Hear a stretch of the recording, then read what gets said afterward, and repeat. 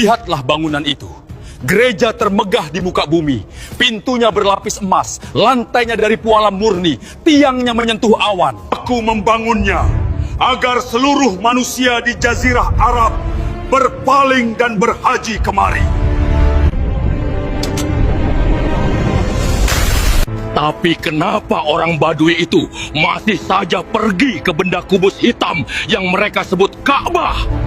Dan sekarang ada seorang dari mereka masuk dan mengotori gerejaku dengan kotoran manusia. Ampun, Paduka Raja. Orang-orang Arab itu sangat fanatik dengan rumah leluhur mereka, Ibrahim. Persetan dengan leluhur mereka. Aku bersumpah tidak akan duduk tenang sampai aku meratakan bangunan kubus itu. Siapkan 60.000 pasukan tempur. Keluarkan seluruh gajah perang kita, termasuk Mahmud. Ratakan Ka'bah sekarang juga. Assalamualaikum warahmatullahi wabarakatuh. Sahabat beriman, kesombongan adalah awal dari sebuah kebinasaan. Di tahun 570 Masehi, Jazirah Arab diguncang oleh ketakutan yang luar biasa. Angin padang pasir membawa kabar buruk yang membuat bulu kuduk berdiri. Abraha al-Ashram, penguasa Yaman, membawa mesin perang paling mematikan pada zamannya. 60.000 pasukan bersenjata lengkap dan belasan gajah raksasa Afrika yang belum pernah dilihat oleh orang-orang Arab. Tujuannya hanya satu, menghancurkan Baitullah, Ka'bah yang mulia. Orang-orang Mekah yang miskin dan tak punya militer sekuat itu hanya bisa lari berlindung ke atas bukit, meninggalkan rumah Allah tanpa penjagaan. Namun, Abraha lupa satu hal. Ia mengira sedang berperang melawan batu bata. Ia lupa bahwa rumah itu memiliki pemilik yang maha perkasa. Bukan pedang yang menghentikan mereka, bukan pula panah, melainkan tentara kecil dari langit yang membawa batu neraka. Bagaimanakah detik-detik kehancuran penguasa sombong itu? Simak lanjutan kumpulan Azab Part 3 ini hanya di channel Ali Ammar.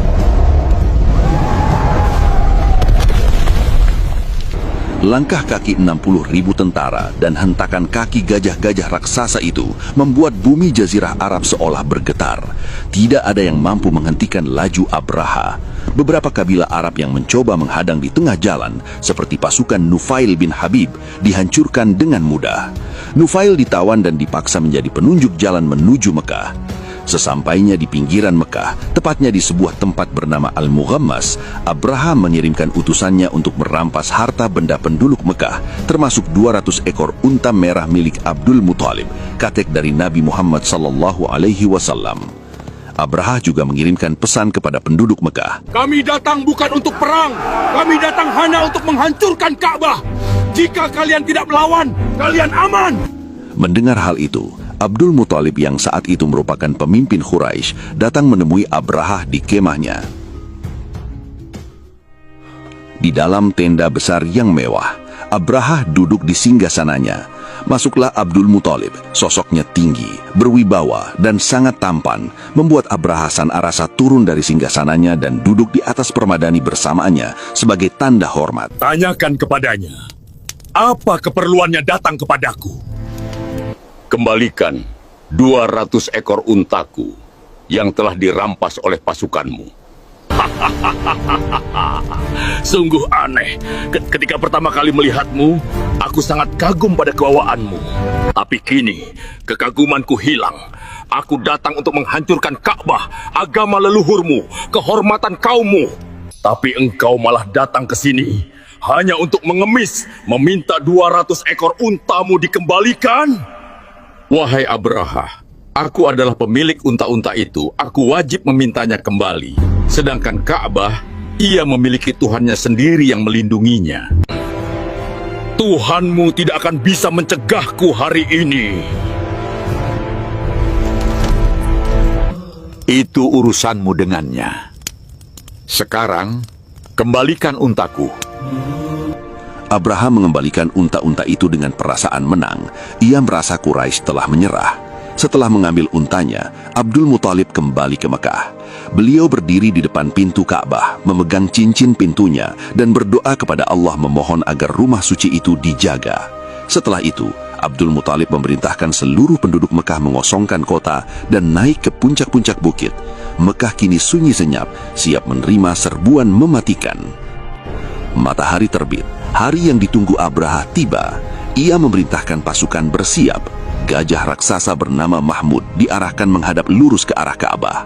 Namun, sesuatu yang tidak masuk akal terjadi.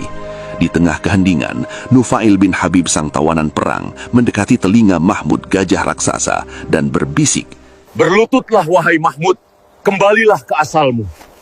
Sesungguhnya engkau berada di tanah yang diharamkan Allah. Seketika itu juga, gajah raksasa itu langsung berlutut di tanah. Tubuh besarnya ambruk dan enggan melangkah sejengkal pun ke arah Ka'bah. Tentara Abraha panik melihat itu. Bangun, binatang bodoh! Bangun! Pukul kepalanya! Gajah itu berteriak kesakitan, tapi tetap tidak mau berdiri.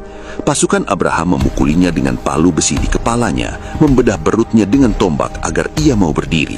Namun Mahmud mengunci tubuhnya di tanah liat Wadi Mukhassir. Ajaibnya, ketika pasukan memutar kepala gajah itu ke arah Yaman, gajah itu langsung melompat berdiri dan berlari. Diarahkan ke arah Syam, ia pun patuh berlari. Namun ketika kepalanya kembali diputar menghadap Ka'bah, gajah itu kembali menjatuhkan tubuhnya ke tanah. Hewan raksasa itu lebih takut kepada Tuhannya daripada cambuk tuannya. Abraha yang melihat itu dari kejauhan menjadi sangat murka. Tinggalkan gajah bodoh itu. Pasukan infanteri, maju! Ratakan Baitullah sekarang juga! Ketika 60.000 pasukan itu mulai melangkah menginjak perbatasan Mekah, langit tiba-tiba menggelap. Penduduk Mekah yang bersembunyi di atas bukit melihat ke arah laut dengan tatapan ngeri sekaligus takjub. Bukan awan yang menutupi matahari, melainkan jutaan burung berkumpul bergelombang-gelombang. Burung-burung itu datang berkelompok seperti kawanan burung layang-layang, tidak pernah terlihat sebelumnya di tanah Arab. Allah Subhanahu wa Ta'ala mengabadikan momen ini dalam Al-Quran, Surah Al-Fil. Alam taro kaifa fa'ala rabbuka bi ashabil fil. Tidakkah engkau memperhatikan bagaimana Tuhanmu telah bertindak terhadap pasukan bergajah? Wa arsala alaihim toiron ababil. Dan dia mengirimkan kepada mereka burung yang berbondong-bondong.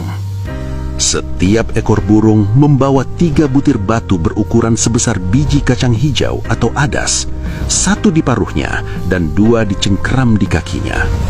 Batu-batu itu bukan sembarang batu, melainkan sijil, batu tanah liat yang dibakar di dalam neraka jahanam. Di setiap batu telah tertulis nama prajurit yang akan dihabisinya. Burung-burung itu terbang tepat di atas pasukan Abraha yang mulai kebingungan melihat langit menghitam. Lalu, hujan mematikan itu pun turun.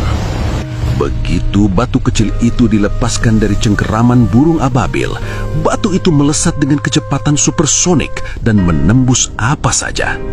Ketika batu itu mengenai kepala seorang prajurit, batu itu menembus helm besinya, menembus tengkoraknya, turun menghancurkan organ dalamnya, dan tembus keluar dari lubang duburnya menuju tanah, menembus baju zirah besi seakan itu hanya selembar daun kering.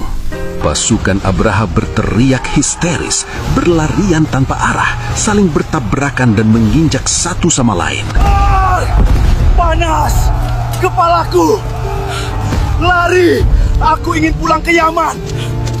Pasukan yang tadinya gagah berani, kini berubah menjadi kumpulan manusia hina yang menjerit-jerit kepanasan. Daging mereka melepuh, tubuh mereka berlubang, anggota badan mereka berjatuhan satu persatu ke tanah bagaikan lilin yang meleleh. Kuda-kuda meringkik, gajah-gajah selain Mahmud meraung kesakitan tertembus hujan api dari langit. Allah menyempurnakan cerita ini dalam ayat terakhir surah Al-Fil. Tarmihim bihijaratim min sijil, faja'alahum ka'asfim ma'kul. Yang melempari mereka dengan batu dari tanah liat yang dibakar, sehingga dia menjadikan mereka seperti daun-daun yang dimakan ulat. Bayangkan sahabat Ali Ammar, daun yang dimakan ulat, bolong-bolong, hancur, membusuk, dan tak bersisa. Begitulah kondisi 60.000 pasukan terkuat di dunia saat itu binasa dalam hitungan menit di tanah haram. Bagaimana dengan Abraha, sang penyombong? Allah tidak membiarkannya mati cepat. Allah ingin menjadikannya pelajaran. Abraha terkena lemparan batu sejil, namun tidak langsung mati. Ia melarikan diri bersama sisa pasukannya yang kocar-kacir kembali ke Yaman. Namun, sepanjang perjalanan pulang, tubuhnya mulai membusuk. Penyakit yang sangat aneh menggerogotinya. Jari-jari tangannya putus dan berjatuhan satu persatu ke tanah. Ketika ia akhirnya tiba di ibu kota Yaman, di dalam istananya yang megah, tubuhnya sudah mengecil akibat dagingnya rontok sepanjang jalan. Tepat ketika dadanya terbelah dan hantungnya keluar, barulah nyawa sang penguasa zolim itu dicabut oleh malaikat maut. Ia mati di tempat ia menyombongkan diri di hadapan gereja Al-Qulais yang sangat ia banggakan. Sahabat Ali Ammar yang dirahmati Allah, peristiwa luar biasa ini terjadi tepat pada tahun kelahiran manusia paling mulia, baginda Nabi Muhammad SAW. Oleh karena itu, tahun tersebut dinamakan Tahun Gajah atau Amul Fil. Hancurnya Abraha adalah tanda bahwa Allah sedang menyiapkan kota Mekah yang bersih dan aman untuk menyambut lahirnya sang penutup para nabi. Kisah pasukan bergajah ini bukan sekedar sejarah. Ini bukti nyata bahwa tidak ada kekuatan di dunia ini, sehebat apapun senjatanya, sebanyak apapun pasukannya, yang mampu melawan kehendak Allah Subhanahu wa Ta'ala. Siapapun yang menantang agama Allah, nasibnya tidak akan jauh berbeda dengan kaum Madian yang luluh lantak atau pasukan gajah yang hancur berkeping-keping seperti daun yang dimakan ulat.